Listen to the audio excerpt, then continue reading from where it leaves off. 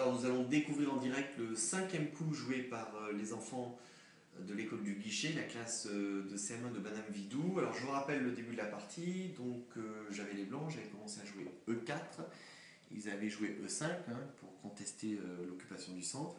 Et donc j'avais joué le fou C4, c'est ce qu'on appelle la partie du fou, puisqu'on développe tout de suite son fou. Les noirs avaient joué cavalier F6, on voit l'idée, on attaque le pion qui n'est pas protégé, puisqu'il y a le roi derrière, et il n'y a aucune pièce qui protège ce pion au centre. Donc j'avais joué D3, qui défend le pion qui était attaqué. Les noirs avaient joué fou B4 échec, donc ils étaient venus faire échec au roi, donc très bonne initiative des noirs qui à la fois développent leurs pièces pour pouvoir mettre le roi à l'abri, et qui viennent tout de suite attaquer les blancs.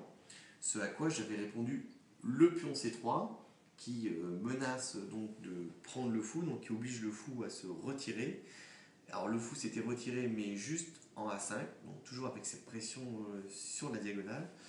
Et donc moi j'avais aussi poursuivi mon développement en jouant cavalier F3 pour libérer aussi des cases pour mettre le roi à l'abri. Donc on va découvrir ce qu'ont joué les noirs. Je pense vraisemblablement ils ont dû faire un petit roc pour mettre le roi à l'abri, évidemment.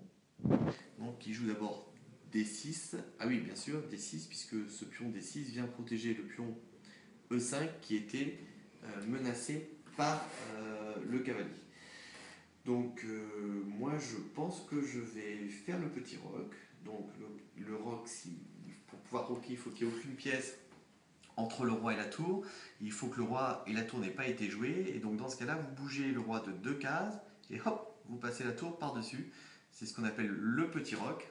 De l'autre côté, c'est le grand roc, puisque dans ce cas-là, il y a 3 cases entre la tour et le roi, alors que là, il n'y a que 2 cases. Donc petit roc, ce qui met le roi à l'abri et qui va permettre